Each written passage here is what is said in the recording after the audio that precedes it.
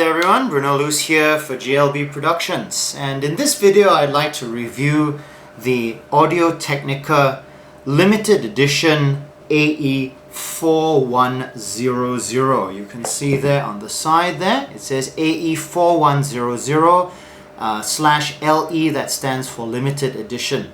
And the reason that Audio-Technica came out with these was that 2012 was the 50th year of the company.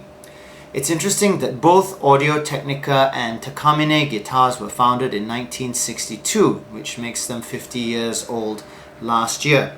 As you can see, the microphone has a blue and silver finish, which contrasts with the normal sort of black and red finish of the standard 4100 model. The mics are identical in construction and the way they sound. The only difference is the color of the microphone. So you can buy either one and they'll sound the same. Personally, I think this is a very cool color scheme. It does stand out on stage, and as you can see, these mics are individually serial numbered. So when you open the box, you can see you have your box candy at the top and the microphone below. We'll look at this in a second, just show you what comes in the envelope. You have the user's guide there, which gives some tips on how to use the microphone, as well as the full specifications. You have I think this is recycling information, I never look at it myself. You have the registration card. Of course, depending on where you live, the warranty will be covered by the dealer in the place where you live. You have this sort of rather cool fold-out job which basically is a card from Audio-Technica thanking you for supporting their company. Only comes with the limited edition models. And what I think is particularly nice is it actually comes with a frequency response graph for that particular microphone. So you can see it says tested by, and this is for that exact microphone, including the serial number of the microphone down there. In the box, you get the zip pouch. It says Artist Elite series there. These are much nicer than the Shure pouches because they actually are padded inside, and it'll give some protection to your microphone. Nice zip there. It comes with the standard Audio-Technica snap-in microphone clip here. You can see there it also includes the thread reducer, so you can use it whether your mic stand is European or American threads. And finally, here's the microphone itself. As you can see there, it says 50th anniversary, and the actual serial number is on the back there. Okay, that's the serial number of the microphone itself. And here's the microphone compared to a SM58 that we all know and love. In terms of the size, you can see it's a little bit bigger and the handle has a slightly different contour to it.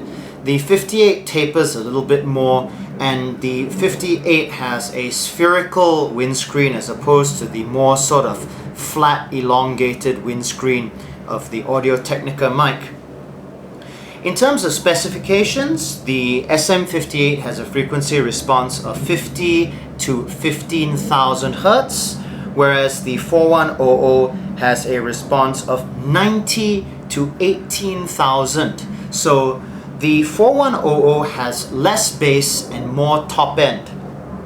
In terms of weight, the 58 weighs 298 grams and the 4100 weighs 310 grams. So a little bit heavier there. Sensitivity on the 58 is minus 54.5 dBV per Pascal. On the 4100, it is minus 55 dB at 1 Pascal, so a little bit less sensitive on the 4100. Okay, now let's check out how the microphone sounds through a mixer. Just to let you know, the signal chain for this review is the microphone plugged directly into a Mackie 1202 VLZ Pro. The high pass is off.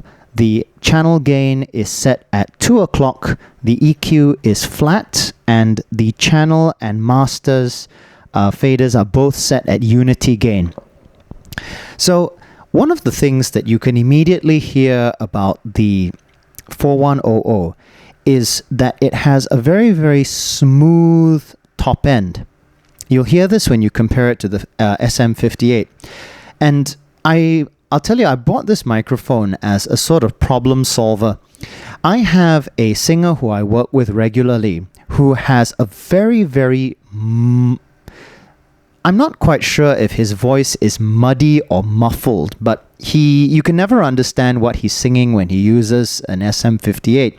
So I got this because it was recommended to me by my friend who sells Audio-Technica as a problem-solving microphone for boomy type singers. And the real beauty of this microphone is the way that the low end has been tailored for live use. You can hear that the microphone has very little proximity effect. The bass is warm, but it's not muddy, boomy, or bloomy. Even with my lips right on the grill, you can still hear the detail, and in particular in the mid-range as well as in the top end. So the low end is really very controlled on this microphone. The other thing that you can see by looking at the frequency response is that it has this extended top end. The presence peak on the 58 is between 2 and 4 kilohertz. With the 4100, it has this really, really broad presence rise starting from around 1K and peaking at 5K. So some people, when they hear this, they actually think it's a condenser microphone, but it's not. It's actually a extended response dynamic microphone. And then that carries through all the way until about 15K, where it begins to roll off. So it has a controlled low end, a slight dip in the mid-range, a rising presence peak to about 5K, and then this wonderful sweet top end that you can hear. Now let's compare it to the SM58. Okay, this is the SM58. Now you can immediately hear that there is less top end on the SM58. Going between the two microphones is quite interesting. They are both dynamic cardioid microphones. You can hear that the SM58 has more proximity effect with my lips on the grill, and it does not have as much top end. So neither mic is better or worse. They're just different depending on the application that you have. I personally have found the 4100 to be my preferred mic for live use. The 58, although it's a good microphone, it is an extremely old design, and as a result doesn't really take advantage of the advances that have been made recently in terms of the diaphragm composition and these really lightweight diaphragms that you can get in dynamic microphones nowadays. I suppose that because they're vocal microphones, I should probably sing you a song. Okay, let's try. Amazing grace, how sweet the sound that saved a wretch like me. Amazing grace, how sweet the sound that saved a wretch like me. So you can hear again, there is less bass and more top end with the 4100. Depending on your voice, you may prefer one mic over the other. Just for the heck of it, let's try miking up an acoustic guitar with these.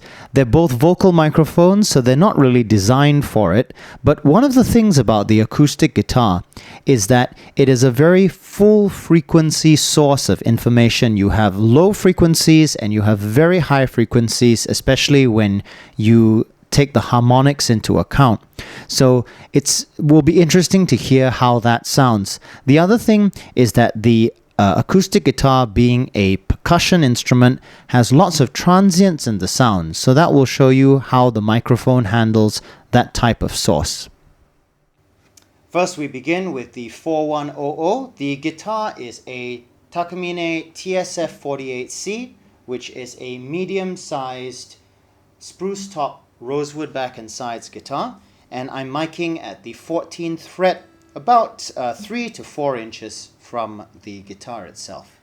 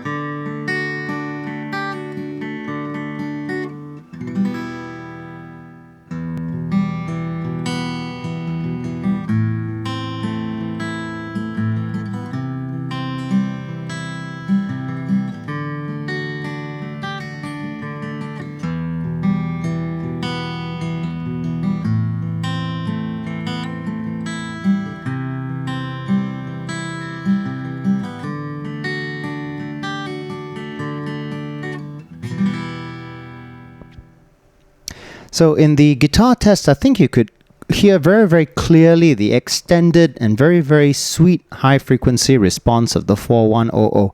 I think it puts the 58 to shame in this particular application, which is not to knock the 58, it's just that they're not really designed as instrument microphones. So I hope that you enjoyed this review and comparison of the Audio-Technica AE4100 LE limited edition microphone.